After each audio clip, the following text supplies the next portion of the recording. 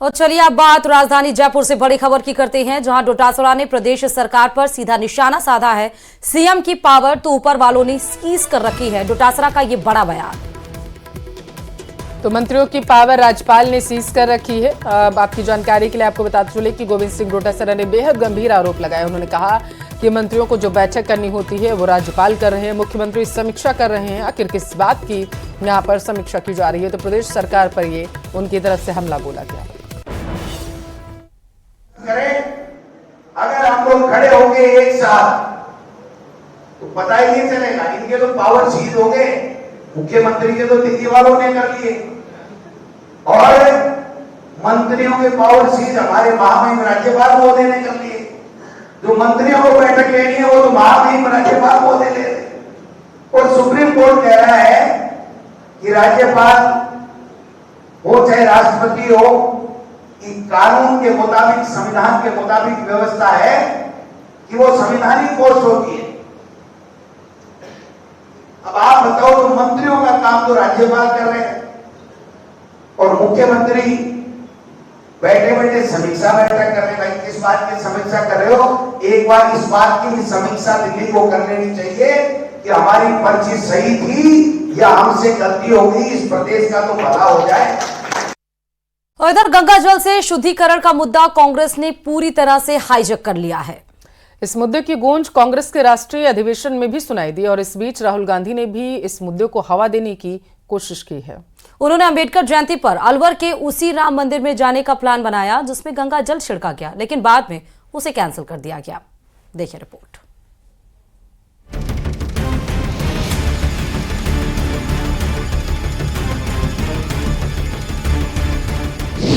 शुद्धिकरण पर छिड़े सियासी संग्राम ने पकड़ी रफ्तार।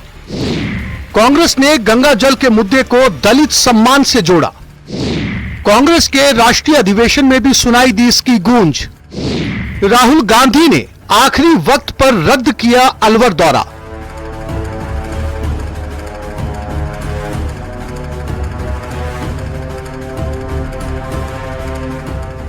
ज्ञानदेव आहूजा ने अलवर के राम मंदिर में 7 अप्रैल को गंगा जल छिड़क कर राजनीति को भड़का दिया। कांग्रेस ने इसे दलित सम्मान से जोड़ दिया। बीजेपी को दलित विरोधी होने का सर्टिफिकेट दे दिया। इतना तो तब है जब बीजेपी ने आहूजा को पार्टी से निलंबित तक कर दिया, कारण बताओ नोटिस भी दिया, लेकिन कांग्रेस ने अब इसे राष्ट्रीय मुद्दा बना दिया है। इतना ही नहीं, अंबेडकर जयंती के मौके पर कांग्रेस सांसद राहुल गांधी अलवर के उसी राम मंदिर में पूजा अर्चना करने जाने वाले थे, जहां नेता प्रतिपक्ष टीकाराम जूली के जाने के बाद गंगा जल छिड़का गया था। फिर अचानक उनका प्लान बदल गया और वो दिल्ली रवाना हो गए। एक दलित नेता के मंदिर जाने पर गंगा जल छिड़कने के मुद्दे को कांग्रेस दलित वोट बैंक से जोड़ने की कोशिश कर रही है। हाल ही में गुजरात के अहमदाबाद में हुए कांग्रेस के राष्ट्रीय अधिवेशन में भी यह मुद्दा गूंजा था।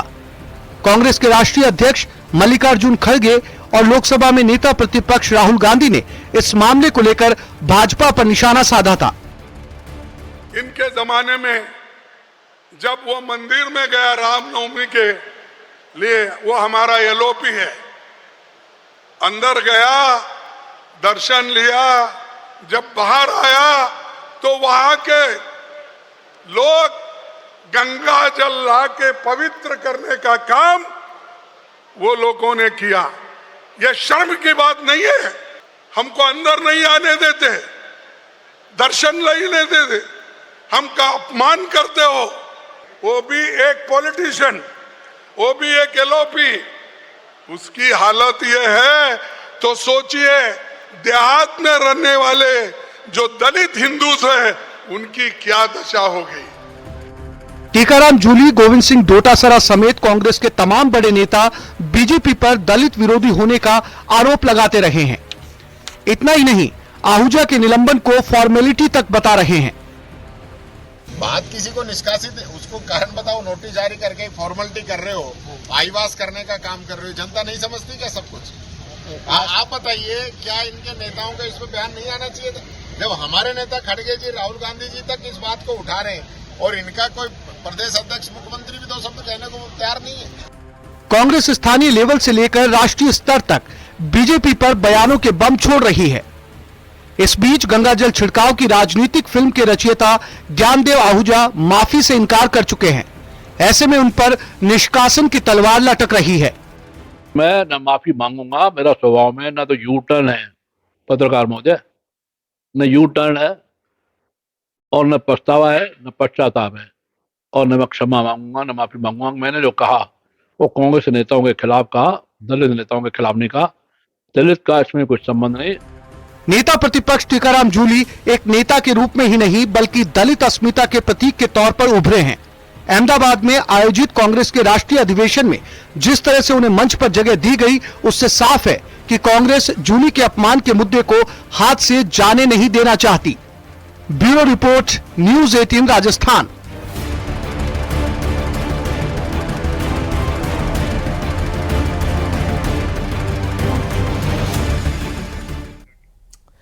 प्रदेश के शिक्षा मंत्री मदन दिलावर दौसा के दौरे पर रहे और इस दौरान उन्होंने लालसोट इलाके के तालाब गांव में एक कार्यक्रम में ढोल बजाया, जिसकी तस्वीरें सोशल मीडिया पर वायरल हैं।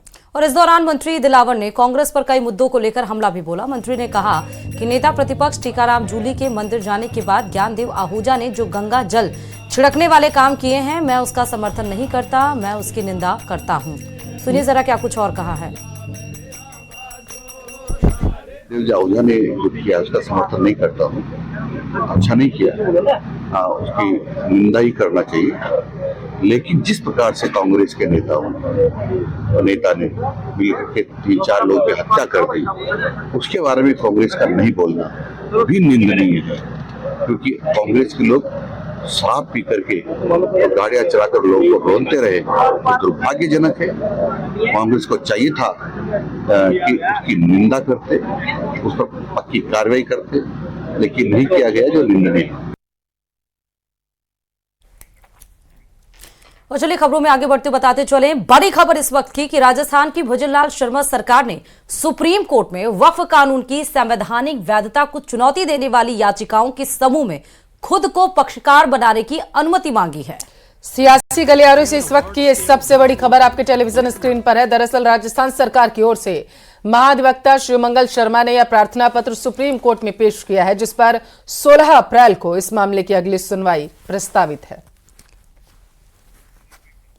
तो बड़ी खबर आपको इस वक्त ही बता रहे हैं, 16 अप्रैल को हालांकि इस मामले में सुनवाई होगी, लेकिन राज्य सरकार अपने आप को यहां पर उस भूमिका में रखी हुई है जहां सुप्रीम कोर्ट में वक्फ कानून के खिलाफ याचिका दायर की गई है और इस 16 अप्रैल को सुनवाई होगी। उसमें पक्षकार बनाने की अपील यहां पर भजनलाल सरकार की तरफ से की गई है।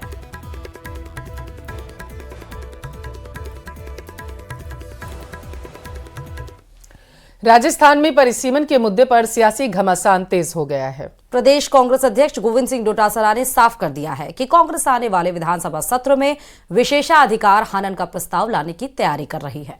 कांग्रेस का आरोप है कि प्रदेश में हारे हुए जनप्रतिनिधि यह तय कर रहे हैं कि क्या होगा और अधिकारियों पर दबाव बनाकर काम किया जा रहा है, जिसका जवाब कैबिनेट मंत्री अविनाश गहलोत ने दे दिया है।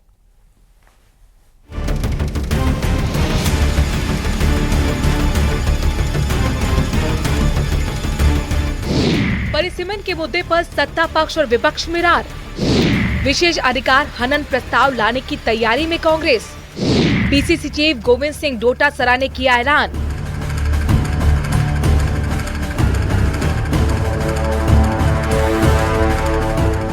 अंबेडकर जयंती के मौके पर कांग्रेस ने जहां बाबा साहेब को श्रद्धांजलि दी, उनकी योगदान को याद किया, वहीं बीजेपी को कई मुद्दों पर घेरा भी। उन्हीं में से एक था परिसीमन का मुद्दा। परिसीमन के मुद्दे पर पीसीसी चीफ गोविंद सिंह डोटासरा ने बीजेपी की भजनलाल सरकार को जमकर घेरा और साथ ही ऐलान किया कि अगले सत्र में कांग्रेस सीएम के खिलाफ विशेष अधिकार हनन का प्रस्ताव लाने की कोशिश करेगी। मुख्यमंत्री का एक बयान सदन में दिया हुआ, अगर वो पालना नहीं होती है तो हम विशेषाधिकार हनन मुख्यमंत्री के खिलाफ आदरणीय जूली साहब से मैं पार्टी की तरफ से रिक्वेस्ट करूंगा कि जब सदन आए तो उनके खिलाफ विशेषाधिकार हनन लाया जाए। कि जब एक मुख्यमंत्री खड़ा होकर ये कहता, 3 बार कहता, इन्होंने बार बार पूछा तो कहा हाँ आप दीजिए, चुने हुए जनप्रतिनिधियों को पूछ करके हम सड़कें देंगे, ट्यूबवेल देंगे, टंकी देंगे। आज कोई पूछने वाला ही नहीं। कोई कलेक्टर कह रहे हारे हुए खिलाओ, चाहे 5 बार हार गया तो भी उसी के लिए आओ, वही है हमारा तो मालिक। विशेष अधिकार हनन का प्रस्ताव एक संसदीय प्रक्रिया है जो तब लाई जाती है जब किसी सदस्य को ये लगता है कि किसी मंत्री या सदन के किसी अन्य सदस्य ने सदन या उसके किसी सदस्य के विशेष अधिकारों को हनन किया है, उल्लंघन किया है। सरल शब्दों में ये प्रस्ताव तब लाया जाता है जब किसी सदस्य को लगता है कि सदन या उसके किसी सदस्य के विशेष अधिकारों या सम्मान को ठेस पहुंचाई गई है। प्रदेश में परिसीमन पर सियासी घमासान तेज हो गया है। डोटासरा ने साफ कर दिया है कि कांग्रेस इस मुद्दे को सदन में पुरजोर तरीके से उठाएगी। तो वहीं सामाजिक न्याय एवं अधिकारिता मंत्री अविनाश गहलोत ने कांग्रेस के इन आरोपों पर तीखी प्रतिक्रिया दी है। अविनाश गहलोत ने कहा कि कांग्रेस सरकार के वक्त पुनर्गठन के नाम पर जो गड़बड़ी हुई उसे ठीक किया जा रहा है और कांग्रेस विपक्ष में बैठकर सिर्फ बयानबाजी कर रही है। पूर्ववर्ती कांग्रेस सरकार के समय जिस तरीके से पंचायतों का हो चाहे नगर निकाय का हो, पुनर्गठन के नाम पर जो गड़बड़ियां हुई थी उसको ठीक करने का काम मुख्यमंत्री ने किया है और ये उनका अधिकार है, वो कुछ भी लेके आए, लेकिन हम जनता की राय के अनुसार जनहित में जो भी फैसला होगा उसको पूरा करेंगे। परिसीमन का अर्थ होता है जनसंख्या में परिवर्तन के मुताबिक निर्वाचन क्षेत्रों की सीमाओं का पुनर्निर्धारण करना ताकि प्रत्येक क्षेत्र में मतदाताओं की संख्या लगभग समान रहे। राजस्थान में पिछले परिसीमन 2008 में और 2001 की जनगणना के आधार पर हुआ था। तब से जनसंख्या में काफी बदलाव आया है। परिसीमन को लेकर प्रदेश में कांग्रेस बीजेपी सरकार पर अपनी राजनीतिक फायदे के लिए परिसीमन में बदलाव करने के आरोप लगा रही है। कांग्रेस का आरोप है कि बीजेपी अधिकारियों पर दबाव डालकर अपनी मर्जी से पंचायतों और वार्डों का सीमांकन करवा रही है, जिससे नियमों का उल्लंघन हो रहा है। Bureau report, news 18 Rajasthan.